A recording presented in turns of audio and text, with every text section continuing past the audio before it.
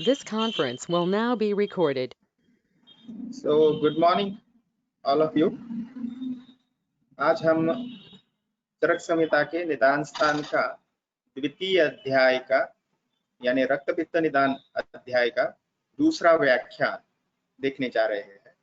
सबसे पहले तो रक्तपित्त निदान के दूसरे व्याख्यान की शुरुआत करने से पहले मैं आपको बता दूं, थोड़ा रिकैप करेंगे क्योंकि बीच में गैप हुई थी और MUHS का जो फाइनल एग्जाम चालू है MD के, तो उसकी ड्यूटी की वजह से मैं आपको सोमवार का जो लेक्चर था वो मैं ले नहीं पाया। ठीक है, कोई बात नहीं, आज चालू करते हैं। तो रक्तपित्त निदान जो है वो ज्वर निदान के बाद आता है और व्याधियों के आदि उत्पत्ति क्रम में ज्वर की उत्पत्ति सबसे प्रथम होती है और ज्वर के संताप के कारण रक्तपित्त की उत्पत्ति होती है। तो यह हम पहले देख चुके हैं। तो जैसे ज्वर की व्याधि पित्त दोष प्रधान है, मेन ओरिजिन जो है विशिएटेड दोष जो है, विकृत दोष जो है वो पित्त है, वैसे ही यहाँ पे रक्तपित्त व्याधि के लिए भी वो सबसे महत्वपूर्ण जो भूमिका रहेगी वो पित्त दोष की रहेगी। और पित्त दोष फिर कफ के साथ संश्लिष्ट होता है, संयुक्त होता है, तो वह ऊर्ध्वक रक्तपित्त कहलाएगा। ठीक है, अगर वह वात के साथ संश्लिष्ट होता है यानी वात दोष की भी विकृति होती है पित्त के साथ, तो वह अधोग रक्तपित्त उत्पन्न होगा, अधोमार्ग से रक्तपित्त का प्रादुर्भाव होगा। और अगर पित्त दोष विकृत जो है वो कफ और वात दोनों के साथ संयुक्त हो जाता है, तो तिर्यकगत रक्तपित्त या उभय रक्तपित्त की उत्पत्ति होगी। तो ये हो गई रिकैप। तो आज का जो व्याख्यान है उसको हम आगे बढ़ाते हुए, ये हमने पहले देख चुके हैं, उसकी जो श्लोक नंबर 15 से आगे है मेरे ख्याल से, जो मुझे याद आ रहा है, तो उससे आगे हम जाए। ठीक है,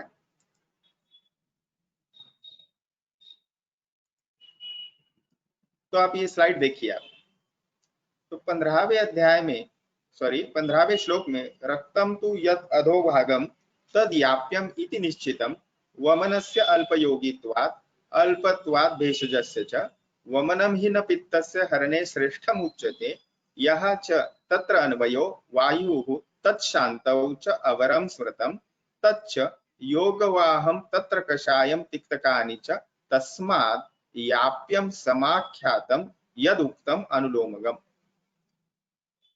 तो अधोग रक्तपित्त को पहले समझ लेंगे हम। अभी हमने थोड़ी देर पहले देखा अधोग रक्तपित्त में क्या होता है, मूल योनि इस व्याधि की जो है वो पित्त दोष की विकृति है, और पित्त दोष वात दोष के साथ अगर संयुक्त हो जाता है तो अधोग रक्तपित्त की उत्पत्ति होती है, या विकृत वात दोष के साथ संयुक्त हो जाता है, संश्लिष्ट हो जाता है। उसके ऊपर चिकित्सा क्रम जो है वो शोधन चिकित्सा का बताया है। प्रतिमार्गम च हरणम रक्तपित्तम विधीयते। तो प्रतिमार्ग हरण यानी विरुद्ध दिशा से उसकी चिकित्सा करना है हमें, विरुद्ध मार्ग से दोषों को बाहर निकालना है। अधोग रक्तपित्त है, अभी अधोग रक्तपित्त की हम स्थिति देख रहे हैं, तो उसमें क्या करना पड़ेगा, हमें ऊर्ध्व मार्ग से दोषों को बाहर निकालना पड़ेगा। और ऊर्ध्व मार्ग से दोष को बाहर निकालने के लिए सबसे अच्छी चिकित्सा पद्धति, शोधन चिकित्सा क्रम कौन सा है, तो वह है वमन। तो वमन के बारे में वो बता रहे।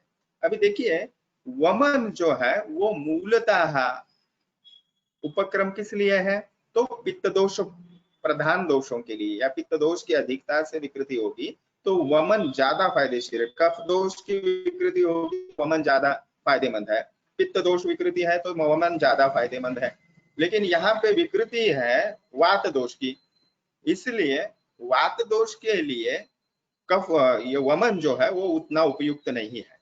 ये ब्लू लाइंस जो आप देख रहे हैं नीचे, वो सभी लाइंस देखिए, ये कर्सर से मैं आप दिखा रहा हूँ, वमनम ही इत्यादि, यानी वमन अधोग रक्तपित्त में वमन की उपयोगिता यहाँ इन श्लोकों में 15 से 17 में कथन की जा रही है। वहां पे चक्रपाणि दत्त स्पष्ट बताते हैं पित्तस्य रक्तपित्त मूलस्य हरणे न श्रेष्ठम वमनम। तो पित्त के हरण के लिए वमन सर्वश्रेष्ठ उपक्रम नहीं है। वमनम ही कफानुगम पित्तम हरति। वमन किस लिए उपयुक्त है? तो कफानुग पित्त यानी कफ पित्त युक्त संप्राप्ति जहां पे होगी, दोषों का विकृति होगी, तभी हमें वमन उपयुक्त सिद्ध होगा। न पित्ते प्राधान्य न क्रियते। तो पित्त प्रधान अवस्था में भी वमन प्रथमता नहीं किया जाता, वहां विरेचन श्रेष्ठ है।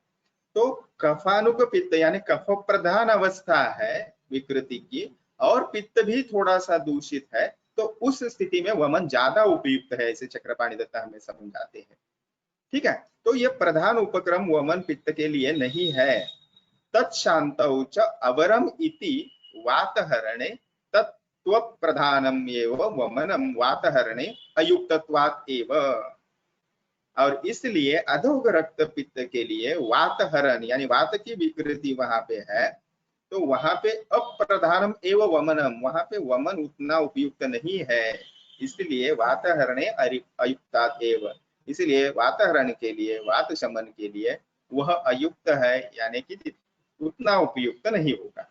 इसीलिए यहाँ पे जो अधोग रक्त पित्त है वह कैसे बताया है? याप्य बताया है।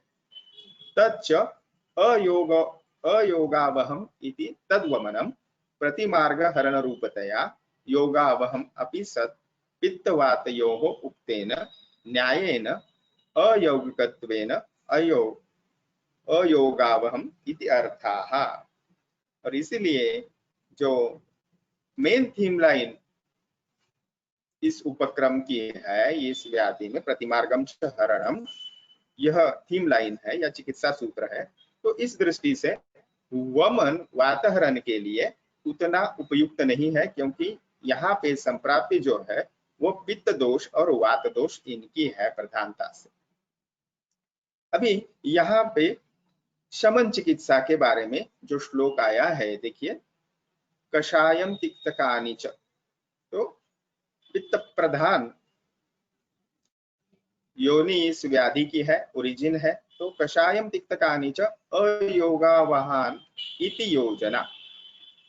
अभी कषाय तिक्त औषध पित्त दोष प्रधान विकृति होने की वजह से अगर इनका प्रयोग करना चाहिए, क्योंकि हमें अष्टांग हृदय में हम देख चुके हैं, अष्टांग हृदय सूत्र स्थान आपको अगर याद होगा, तो कषाय तिक्त मधुरम पित्तम अन्नेतु कुर्वते, यानी कषाय तिक्त और मधुर इन रसों का उपयोग पित्त हरण के लिए या पित्त शमन के लिए करना चाहिए।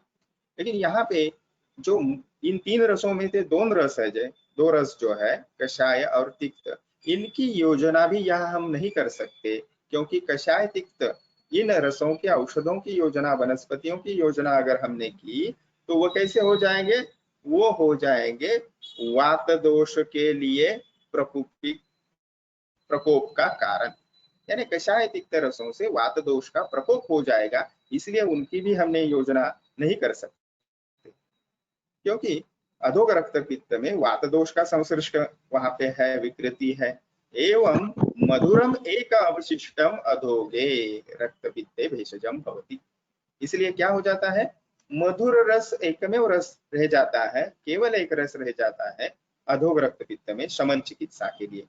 और इसलिए तेन अल्पौषधत्वम सिद्धम, इसलिए ग्रंथकार कहते हैं कि वह याप्य हो जाता है अधोग रक्त पित्त, क्योंकि एक रस से केवल हमें चिकित्सा करनी पड़ेगी। इसलिए वहां पे शब्द प्रयोग आया है अल्पौषधत्वात्। ठीक है, यहाँ पे देखिए दूसरे लाइन में आपको दिख रहा होगा, मेरा कर्सर आप अगर स्लाइड में देख रहे तो वमनस्य अल्पयोगित्वात् के बाद लिखा है अल्पत्वात् भेषजस्य च।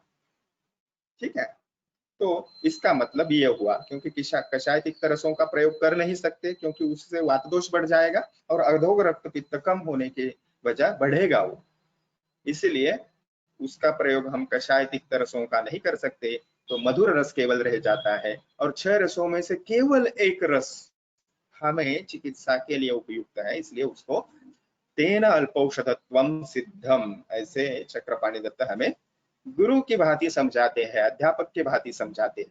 ठीक है, आगे जाते हैं। अम्ल लवण कटुका नाम तो पित्त विरुद्धम। अगर वात दोष की हम प्राधान्य उसको दे के अगर अम्ल लवण कटु इन रसों का प्रयोग करने लगे जो वात दोष को शमन करने वाले हैं, तो ये पित्त दोष को भड़काएंगे, पित्त दोष को भड़काएंगे। कौन बोल रहा है? शायद कोई है, अपना माइक चालू कर दिए, म्यूट कर दीजिए प्लीज। आवाज आ रही है घर की? ठीक है, सॉरी, आगे जाएंगे। तेन अम्ल लवण कटु इन रसों का अगर हमने प्रयोग किया तो मूल जो ओरिजिन है इस व्याधि का, पित्त दोष विकृति, वह पित्त विरुद्ध हो जाता है और पित्त बढ़ जाएगा। इसीलिए तो एन रक्त पित्ते प्रसिक्तः अपि न अस्ति इति भावः, या इसलिए वह पित्त विरुद्ध होने की वजह से पित्त दोष को वो बढ़ाएंगे, इस दृष्टि से उनका उपयोग भी नहीं किया जा सकता। ओके, तो इस दृष्टि से ये जो अधव रक्त पित्त है वो याप्य हो जाता है। ठीक है, तो यही आप इस आरो में देख रहे हैं। देखिए, अधोग रक्त पित्त के लिए वमन देना पड़ेगा, और वमन जो है वो मुख्य चिकित्सा पित्त दोष की भी नहीं है और वात दोष की भी नहीं है। इसलिए ये व्याधि जो है, ये स्थिति जो प्रकार है अधोग रक्त पित्त का, वह हो जाता है याप्य। ओके, तो इससे आगे जाएंगे अभी 18वें से 21वें श्लोक की ओर। तो इन श्लोकों में हमें स्पष्टतया उभय मार्ग जो रक्त पित्त है, यानी इसमें तीनों दोषों की विकृति रहेगी। तो रक्त पित्त व्याधि में प्रधान विकृति पित्त दोष की है, लेकिन उभयगत रक्त पित्त जो है उसमें उभय मार्गी रक्त पित्त, या इसे तिर्यक मार्ग रक्त पित्त भी कहते हैं, तिर्यकगत रक्त पित्त, इसमें क्या हो जाएगा? पित्त दोष की विकृति तो है ही, लेकिन इसमें कफ दोष की भी विकृति है और वात दोष की विकृति भी है। इसीलिए वो ऊर्ध्व और अध दोनों मार्गों से और तिर्यक यानी रोमकूपों से भी बाहर निकलेगा, उसे कहा जाएगा तिर्यकगत रक्त पित्त। तो यह हमें यहाँ पे आचार्य समझाते हैं। 18वां श्लोक देखिए, रक्त पित्तम तु यन्मार्गौ द्वौ अपि प्रतिपद्यते असाध्यम इति तद्नेयम पूर्वोक्तात् एव कारणात्। तो नहीं संशोधनम किंचित अस्ति अस्य प्रतिमार्गकम। और ये मैंने सूत्र इसलिए रेड कलर में और फॉन्ट भी थोड़ा बड़ा किया है क्योंकि ये हो गया चिकित्सा सूत्र। क्योंकि रक्त पित्त में क्या करना पड़ता है? प्रतिमार्गम च हरणम रक्त पित्ते विधीयते। तो ये है उसकी मैनेजमेंट लाइन या लाइन ऑफ ट्रीट।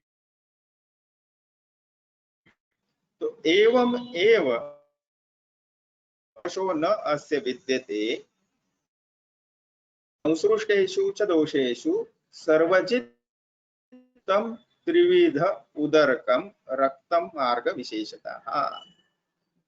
तो इसलिए वो प्रतिमार्गम च हरणम रक्त पित्ते विधीयते, ये जो चिकित्सा सूत्र है वो हमें उभय मार्ग रक्त पित्त में उपयुक्त नहीं सिद्ध होता। तो यही हमें समझाने की कोशिश यहाँ पे ग्रंथकार करते हैं। उभय मार्ग से निकलने वाले रक्त पित्त को पूर्वोक्त कारणों के आधार पर असाध्य समझना चाहिए। असाध्यम इति तद्नेयम पूर्वोक्तात् एव कारणात्, यानी पूर्वोक्त जो कारण है। और प्रतिमार्गम च हरणम रक्त पित्ते विधीयते, यानी रक्त पित्त की चिकित्सा मार्ग विरुद्ध होती है। यानी ऊर्ध्वक अगर हो रहा है तो उसको हमें विरेचन देना पड़ेगा ऊर्ध्वक रक्त पित्त में, और अधोग अगर है तो उसमें वमन देना पड़ेगा। लेकिन यहाँ पे जो स्थिति है वो दोनों मार्ग से दोष जो है विकृत बाहर निकल रहे हैं। तो ऐसे स्थिति में हम ये जो प्रतिमार्गम च हरणम रक्त पित्ते विधीयते, यह जो चिकित्सा की लाइन है इसको हम फॉलो नहीं कर पाएंगे।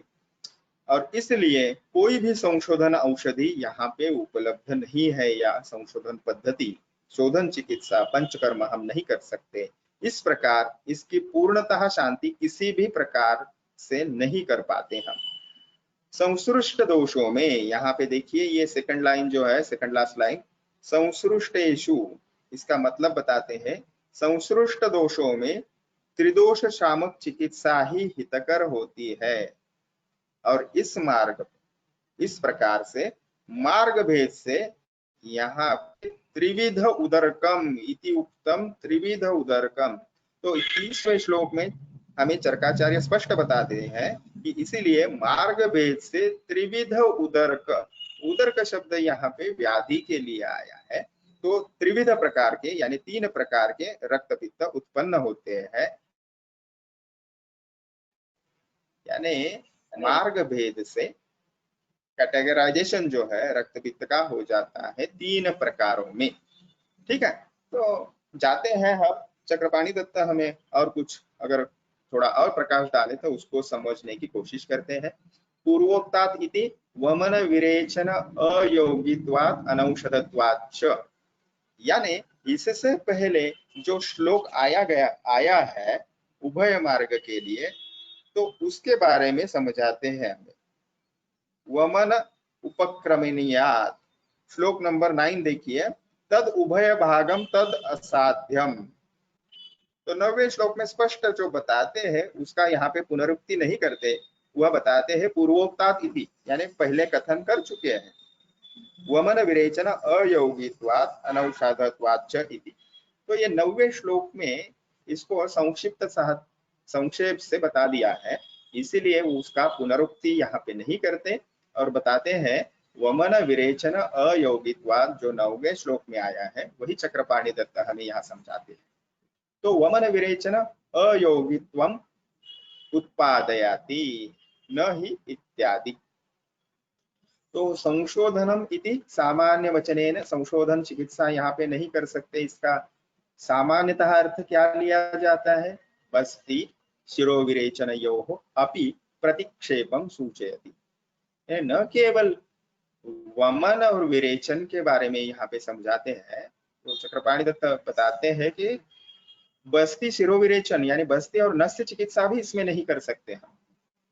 यद अधोभागम विरेचनम तद अधोभागम रक्तपित्तम कोपयति, अगर हमने अधोभाग की दृष्टि से या अधोभाग से दोषों का निर्हरण विरेचन द्वारा करने का प्रयास किया तो रक्तपित्त जो है अधोग रक्तपित्त वो बढ़ जाएगा। अगर ऊर्ध्वभाग से हमने वमन के द्वारा यद ऊर्ध्वभागम वमनम तद ऊर्ध्वभागम रक्तपित्तम कोपयति, अगर हमने वमन देने का प्रयास किया तो ऊर्ध्व मार्ग से रक्तपित्त जो है वो बढ़ जाएगा। अतो इस कारण वजह से न अस्ति उभय मार्गे रक्तपित्ते शोधनम, इसलिए उभय मार्ग जो तीसरा रक्तपित्त का प्रकार है उसमें शोधन चिकित्सा नहीं हो सकती। अथ अनुगुणम एव शोधनम कफच्छर्दयामि वमनम रक्तपित्ते भवति आह प्रतिमार्गम च इत्यादि। तो ये जो प्रतिमार्गम च हरणम जो चिकित्सा सूत्र है वो उसको हम यहाँ पे इम्प्लीमेंट नहीं कर पाते और इस वजह से वो असाध्य हो जाता है। तो रक्तपित्त व्याधि महिम्ना प्रतिमार्ग हरणम एव भेषजम भवति न अन्यत इति अर्थः। तो ये रक्तपित्त व्याधि की महिम्ना यानी वैशिष्ट्य है कि इसे प्रतिमार्ग हरण यही इसकी चिकित्सा है, भेषजम भवति न अन्यत, और दूसरी इसकी कोई चिकित्सा नहीं है, ऐसे चक्रपाणी दत्त हमें समझाते हैं। अथ अत्र एवं संशोधनम मा भवतु भेषजम, इसलिए यहाँ पे जो है वो संशोधन जो है वही चिकित्सा है। संशमनम भेषजम भवत्वी इति आह एवं एव इत्यादि। तो यहाँ पे संशमन चिकित्सा के बारे में वह भी हम नहीं कर पाते, तो एवं एव उपशमनम सर्वशो न अस्य विद्यते, ये जो 20वें श्लोक की पहली लाइन है उसकी टीका भी हम देख रहे हैं। उभय मार्ग अनुसरत्वेन वात कफानुबंधत्वात्, तो थोड़ी देर पहले हमने जैसे देखा कि उभय मार्ग ये जो तीसरा प्रकार है इसमें क्या होता है, वात का भी अनुबंध होता है और कफ का भी अनुबंध होता है। यथा यौगिकम संशोधनम नास्ति, और यौगिक यानी ये दो दोष भी उसके साथ विकृत होने की वजह से जिस प्रकार से संशोधन उसमें हम नहीं कर सकते, तथा उसी प्रकार से उपशमनम अपि, उपशम भी हम नहीं यानी संशमन चिकित्सा भी, औषध चिकित्सा भी, इंटरनल मेडिसिन भी हम नहीं दे सकते, क्योंकि युगपत वात कफ शमकत्वात् भावात् न अस्ति इति अर्थः, क्योंकि वात और कफ जो है ये बिल्कुल ही अपने गुण की दृष्टि से अगर आप देखें, रूक्ष लघु शीत खर सूक्ष्म चल अनिलाहा, और स्निग्ध गुरु इत्यादि कफ के गुण, तो ये एक दूसरे के विरुद्ध गुण है। केवल शीत एकमात्र गुण है जो इनका समान है।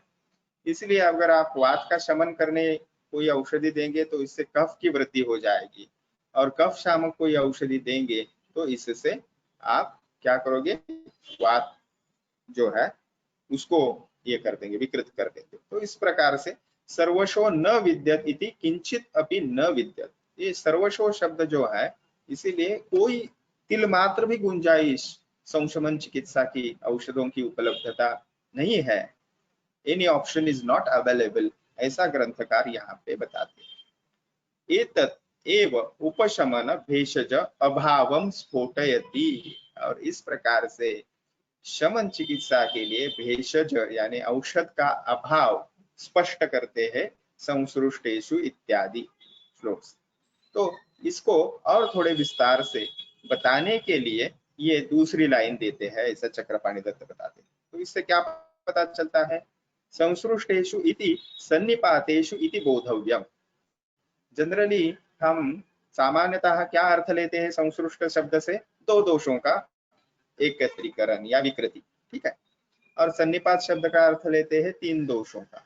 लेकिन यहाँ पे चक्रपाणि दत्त हमें समझाते हैं कि संसृष्ट से यहाँ पे अर्थ लेना चाहिए सन्निपातेषु इति बोधव्यम, यानी उसका सन्निपात यानी तीन दोषों की विकृति, तीनों ही दोष इकट्ठा विकृत हुए हैं, ऐसा अर्थ लेना चाहिए, बोधव्यम, ठीक है। सर्वजित इति, यहाँ पे जो शब्द आया है सर्वजित शमनम मतम, तो उससे वह बताते हैं अनुबंध भूत वात कफ मूलभूत पित्तजित, यानी वात कफ का अनुबंध है और मूल प्रकृति व्याधि की पित्त प्रधान है।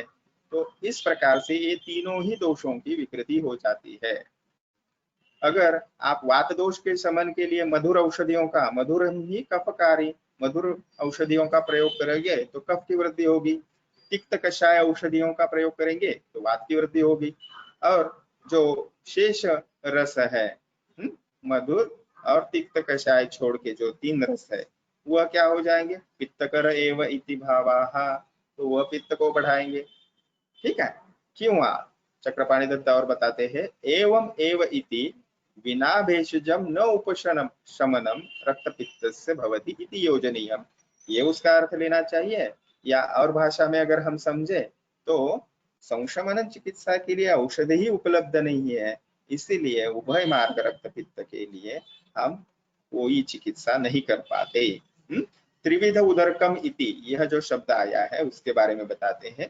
त्रिविध आयतीय फलम, यानी जो उदरक, इसका एक्चुअली अर्थ क्या हो जाता है, यानी उसके कॉम्प्लिकेशंस, आसान भाषा में अगर समझे तो ऊर्ध्व रक्त पित्त साध्य है, अधोग याप्य है, और तीसरा असाध्य है। ये जो उसका आयतीय फलम है यानी उसका जो परिणाम स्वरूप है वह तच्च साध्यत्व याप्यत्व प्रत्याख्येयत्व रूपम।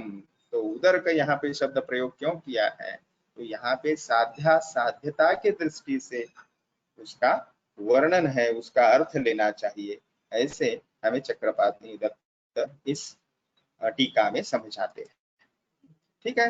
तो इसी को हमने बहुत विस्तार से अभी देखा है। आपके सामने जो अभी स्लाइड है वह उसका ही अनुवाद है, इसको स्किप करते हुए हम आगे जाएंगे, ठीक है। तो यह हो गए 20वें श्लोक तक की हमारी जो टीका थी वह हमने देखी। अभी आगे जाएंगे 21वें श्लोक से। 21वां श्लोक का दूसरा लाइन देखिए, आप सामने चरक संहिता रखते जाइए, या जो सॉफ्ट कॉपी आपको भेजा है उसको तो कम से कम देखिए, या आपको वो जो गवर्नमेंट का वेबसाइट है सटीक, वह भी आप ऑनलाइन देख सकते हैं, ठीक है। एभ्यस्तु खलु हेतुभ्याः किंचित साध्यम न सिद्ध्यति, ठीक है।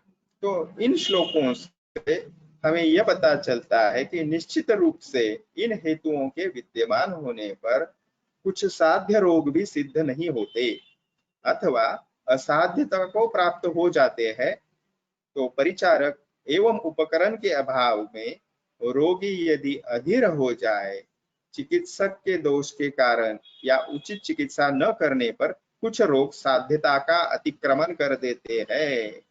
और आगे बताते हैं 23वां श्लोक, लास्ट लाइन, रक्त पित्तस्य विज्ञानम इदम तस्य उपदिश्यते। रक्त पित्त के उस असाध्य रूप का वर्णन अभी आगे करने जा रहे हैं। तो ये श्लोक नंबर 21वें से लेके 23वें श्लोक का प्रथम जो लाइन है उस तक हमें क्या समझाते हैं, वह कि अगर साध्य ऐसी स्थिति है ऊर्ध्व रक्त पित्त सपोज,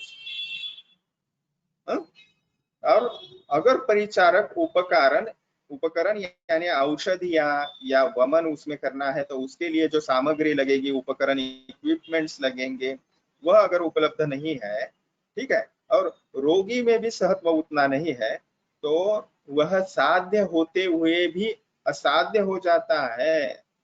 ठीक है, तो ये केवल रक्तपित्त व्याधि के लिए नहीं है, सभी व्याधियों के लिए अगर साध्य स्थिति है और आप समय रहते चिकित्सा नहीं करते, अच्छी औषधियां, अच्छे उपकरण, परिचारक आपका जो है वो ठीक से काम नहीं कर रहा है, तो भी वो साध्य होते हुए भी वह व्याधि असाध्य हो जाती है। तो यही उसका अर्थ हमने समझना चाहिए। ठीक है, तो आगे जाते हैं थोड़ा, तो इसको समझते हुए थोड़ा टीकांश देखने की कोशिश करेंगे हम। असाध्यत्व असाध्यता उपोद्घातेन इतर व्याधि साधारणानि अपि असाध्यता आपत्ति कारणानि आह। यानी साध्य व्याधि होते हुए भी वो असाध्य क्यों हो जाते हैं, उसके कारण यहाँ पे हमें चरकाचार्य बताते हैं। ऐसा चक्रपाणि दत्त टीका में लिखते हैं। एभ्यस्तु इत्यादि इस श्लोक में जो है वो उस प्रकार से बताते हैं। उपकरण अभावात, इससे क्या अर्थ लेना चाहिए, भेषज अभावात, यानी आपको वहां पे जो औषधियां प्रयुक्त करनी चाहिए वो आपके पास नहीं है। ठीक है, दौरात्म्यात, यहाँ पे जो शब्द आया है दौरात्म्यात, तो ये आतुर के लिए है, यानी रुग्ण के लिए है। आतुरस्य अनात्मवत्वात्, यानी वह दुरात्मा या दौरात्मा क्यों कहा है आतुर को, रुग्ण को, क्योंकि वह आपकी जो एडवाइस है, आपने अपथ्य पथ्य इत्यादि उसको जो बताए हैं, क्या खाना है क्या नहीं खाना है, क्या करना है क्या नहीं करना है, वह उसको फॉलो नहीं करता, अनात्मवत्वात्। ठीक है, अकर्मत इति अत्र उत्सायाम नय अपुत्र इति यथा। तो इसको थोड़ा और डिटेल में हम नहीं जाएंगे क्योंकि उसकी यहाँ पे हमें आवश्यकता नहीं। तेन अकर्मताः असम्यक चिकित्सा इति अर्थाः।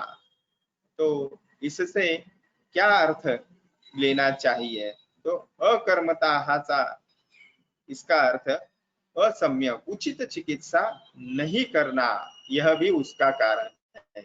आपको चिकित्सा पता है कि ऊर्ध्व रक्तपित्त में आपको विरेचन देना आवश्यक है, लेकिन वो आप नहीं देते, औषधियों का प्रयोग आप ठीक से नहीं करते, क्यों? और एक अर्थ बताते हैं अकर्मत का, अधर्मात असाध्य व्याधि जनकात।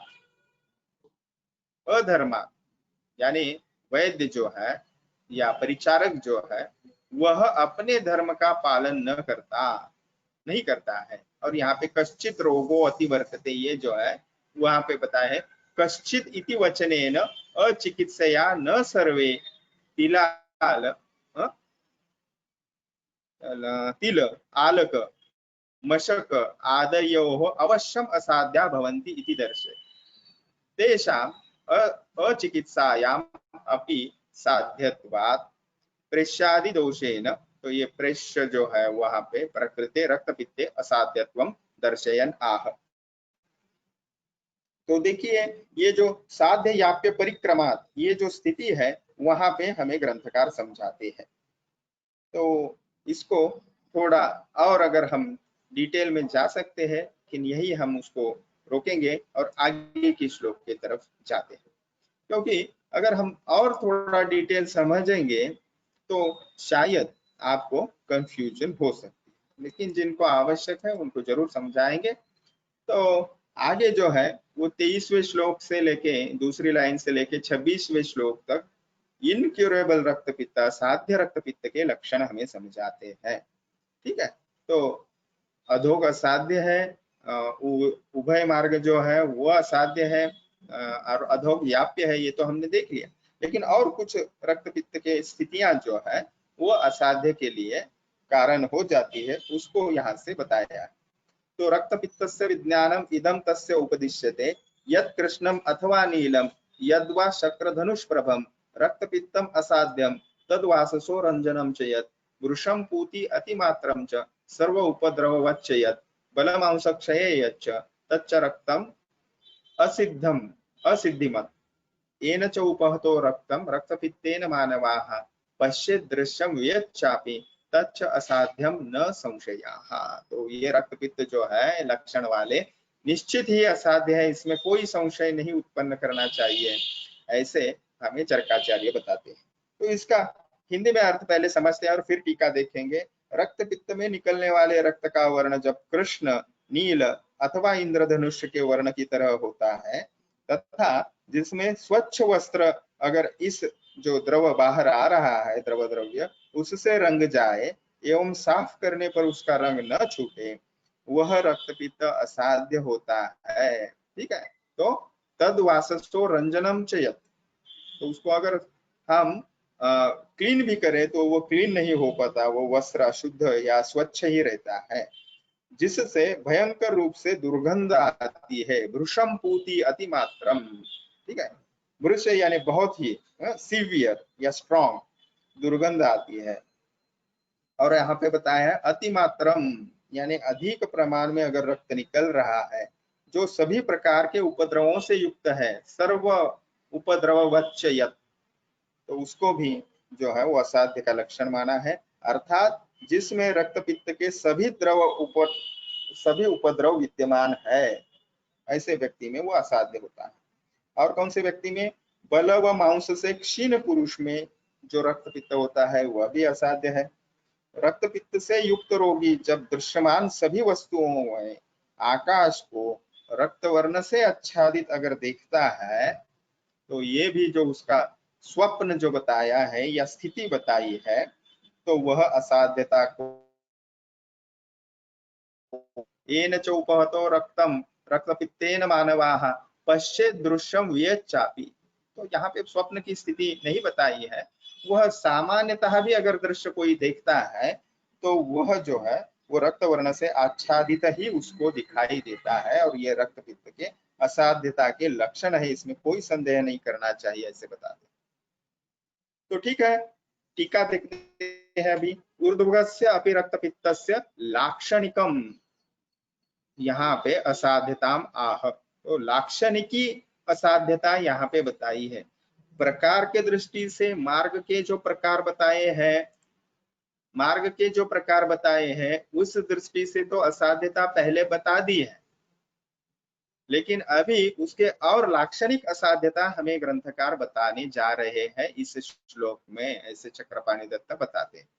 रक्तपित्तस्य इत्यादि एते च कृष्णादयो वर्णा गंभीर धातु संबद्धत्वात् भवन्ति, तो ये जो कृष्णम अथवा नीलम, ये जो वर्ण अन्य वर्ण बताते हैं उसके बारे में बताते हैं कि इससे क्या जानना चाहिए कि धातुगत अवस्था रक्तपित्त की आ गई है। गंभीर धातु संबद्धत्वात्, केवल दोषों से संबंध नहीं, धातु की विकृति भी उसमें आ गई है, ऐसा हमने समझना चाहिए, चक्रपाणि दत्त जी कहते हैं।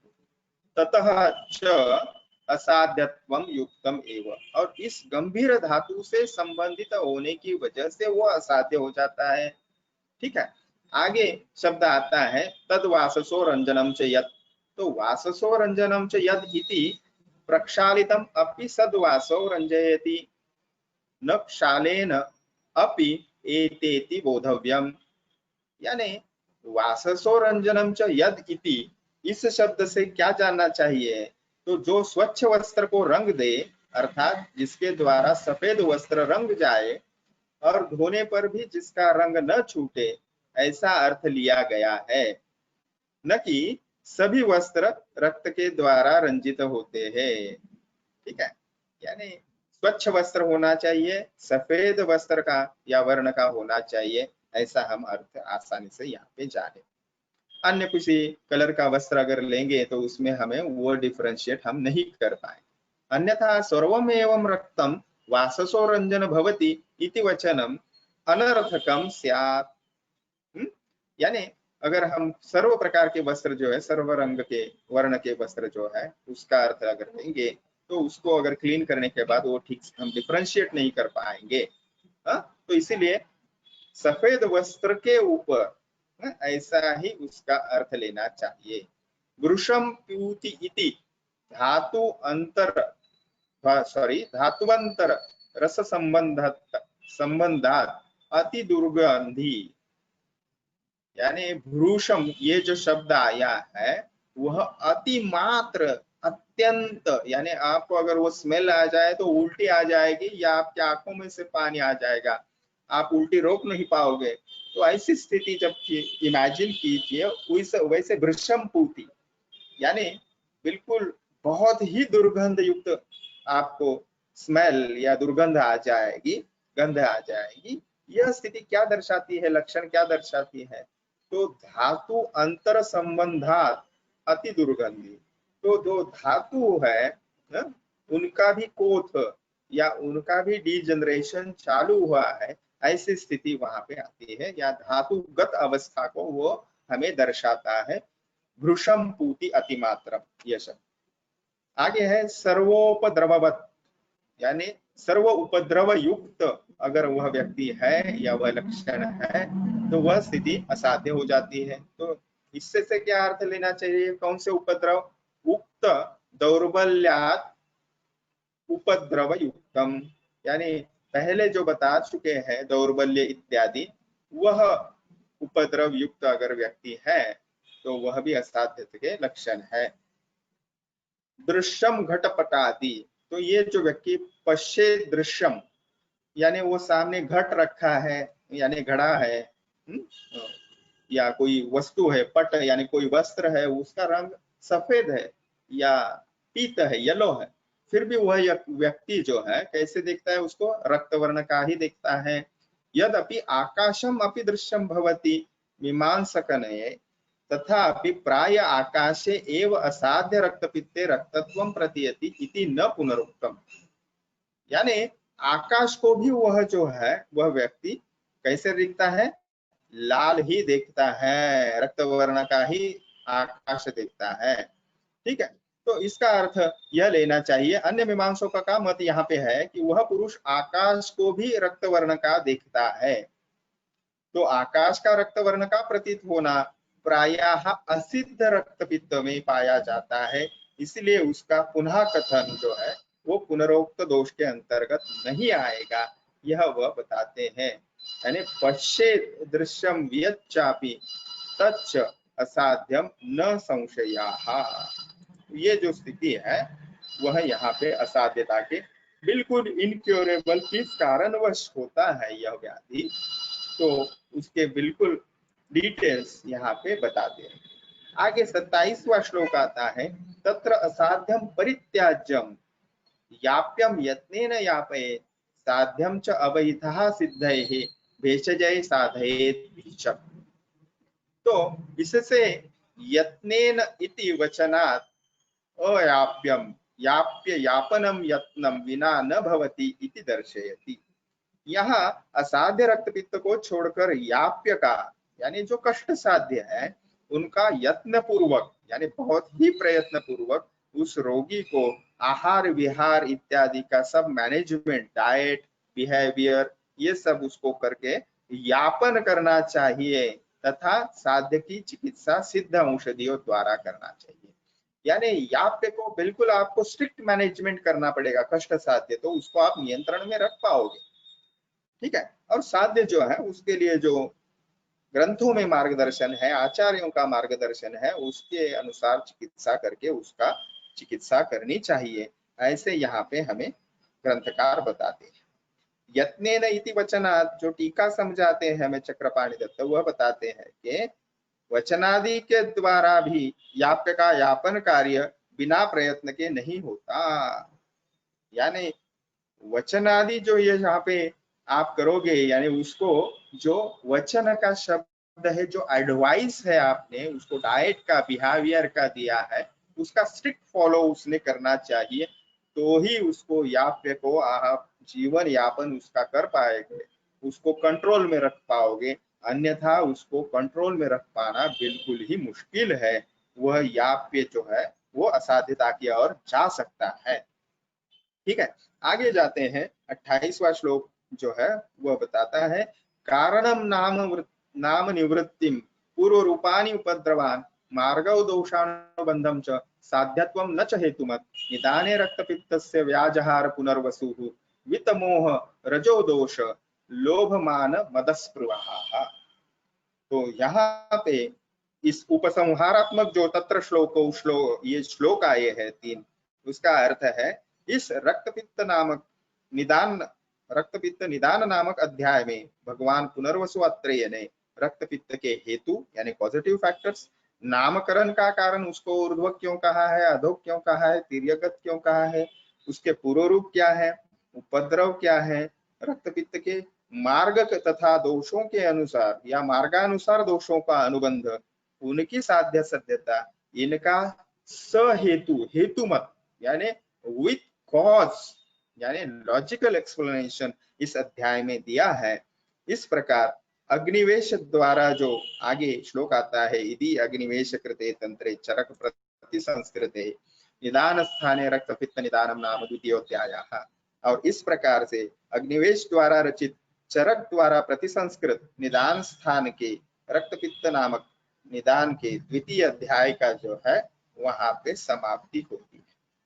तो ये तो हो गया उपसंहार। तो यहाँ पे बिल्कुल कारणम इत्यादि संग्रह, यहाँ पे बिल्कुल डिटेल हमने अध्याय की शुरुआत में ही पहले लेक्चर में हम देख चुके हैं कि बहुत डिटेल में पॉजिटिव फैक्टर्स डिस्क्राइब किए हैं एग्जाम्पल्स के साथ। ठीक है, नाम निवृत्तिम इति, ये नाम निवृत्ति जो बताई है उसका जो कारण बताते हैं, नामकरण का कारण, तो लोहित संसर्गात इत्यादि, यानी लोहित संसर्ग होता है, रक्त संसर्ग होता है, रक्तवत पित्तम इत्यादि जो उसके निवृत्ति के जो बताए हैं क्रियाएं या उसका स्पष्टीकरण, वह नाम निवृत्ति से लेना चाहिए। न च इति न च साध्यत्वम अनेन च अपि याप्यम अपि संग्रहितम असाध्य भेदो ही याप्यम, यानी याप्य का ही असाध्य भेद है, असाध्य भेद ही याप्य है, कष्ट साध्य जिसे हम कहते हैं। हेतु मत इति विरेचन से यौगित्वादि हेतु वर्णनम संग्रहात, तो हेतु के साथ हेतु मत यानी ये साध्य क्यों है, ये असाध्य क्यों है, ये कष्ट साध्य क्यों है, ये कारण के साथ हमें डिटेल में बताते हैं। विता अपगता मोहादयो यस्य स यथा, यानी ऐसा पुरुष जिसके मोहादि नष्ट हो गए हैं, जिस पर मोह राग द्वेष कोई प्रभाव न पड़ता हो, इन भावों से परे ऐसे भगवान पुनर्वसु अत्रेय है, इन्होंने इस अध्याय के बारे में हमें मार्गदर्शन किया है। ऐसा वित्त मोह रजो दोष लोभ मान मदस्पृहा इस शब्द से लेना चाहिए। यानी हमें पता है कि ये जो चरक संहिता है, ये शिष्योत्तम अग्निवेश और उनके गुरु भगवान पुनर्वसु अत्रेय, इनके संवाद स्वरूप ये संहिता है। इसीलिए भगवान पुनर्वसु अत्रेय के स्वभाव वैशिष्ट्य या उनका जो व्यक्तित्व था वो दिखाते हैं ये श्लोक हमें, या ये लाइन, वित्त मोह रजो दोष लोभ मान मदस्पृहा व्याजहार पुनर्वसु। तो यहाँ पे इस रक्तपित्त निदान नामक जो अध्याय है उसकी समाप्ति जो है, इति श्री चक्रपाणि दत्त विरचितायाम चरक तात्पर्य टीकायाम आयुर्वेद दीपिकायाम निदान स्थाने रक्तपित्त निदानम नाम द्वितीयोध्यायः। इस प्रकार से हम इस रक्तपित्त निदान अध्याय की यहाँ पे समाप्ति करते हैं। आपके कुछ और हम जाएंगे। ठीक है।